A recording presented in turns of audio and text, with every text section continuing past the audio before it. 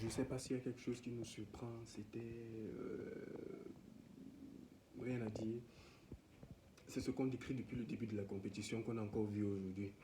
Une équipe qui n'a aucune envie.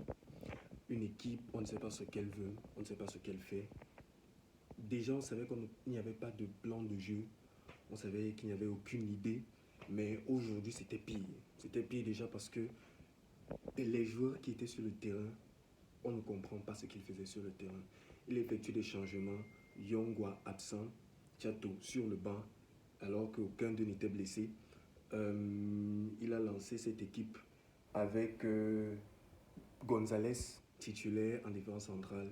Je ne sais pas ce qu'il est venu faire. Peut-être c'était pour aider Osimhen à marquer parce que c'est ce qui s'est passé. Plutôt que de défendre et d'empêcher les ballons de passer, il a aidé Osimhen à marquer défensivement absent. Sur le deuxième but, personne ne court vers le ballon, personne ne défend. Ils regardent, ils observent. Milieu de terrain transparent. En attaque, il y a toujours la même personne qui revient, le même nom qui revient, Franck Magri qui s'est encore battu tout seul. On a l'impression qu'il y a 3 joueurs devant, mais il est le seul qui fait des efforts, qui bagarre, qui cherche à faire quelque chose. Et ça devient lassant.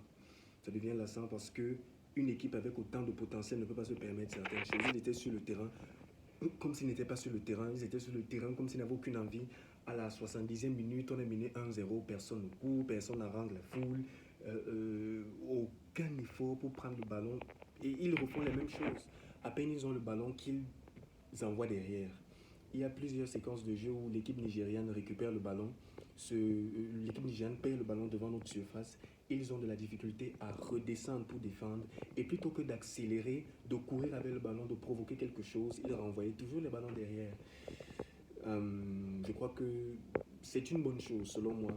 Il y a la déception, il y a la tristesse, il y a l'énervement de ce que nous venons de voir. Mais je crois que c'est une bonne chose qu'ils sortent à ce niveau. Au moins, nous avons traversé la phase de poule. C'est une bonne chose parce qu'il est donc temps de faire du véritable travail dans cette équipe. Selon moi, il y a des joueurs qui ne doivent plus jamais revenir.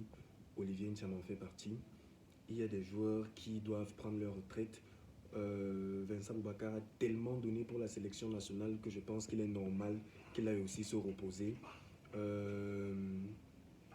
y a tellement de joueurs qui ne produisent rien, qui ne font rien et qui n'aident pas cette équipe à évoluer. Je pense qu'un changement de coach est nécessaire. Si on ne peut pas changer directement la tête de l'Africa Foot, qu'on change au moins le coach, qu'on essaie de trouver quelqu'un qui va mettre un plan de jeu sur le terrain, qu'on essaie de trouver quelqu'un qui aura des idées qui seront compréhensibles, qui aura un système de jeu qui va mettre des joueurs en avant.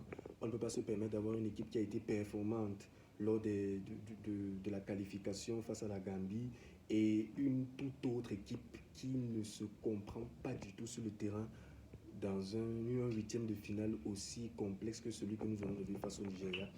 Félicitations à l'équipe nigériane qui a joué sur ses forces, qui a défendu, qui a joué en transition, qui a profité des moindres erreurs parce que les 2 buts, nous leur avons donné ces 2 buts. Et je crois que le match qu'ils vont avoir contre l'Angola ne sera pas facile du tout. Ils doivent faire très attention. Nous aurons le temps de faire l'avant-match entre le Nigeria et l'Angola. Merci d'avoir regardé cette vidéo. N'oubliez pas que sur cette chaîne, nous sommes sur FBA, la chaîne sur laquelle nos passions se déchaînent.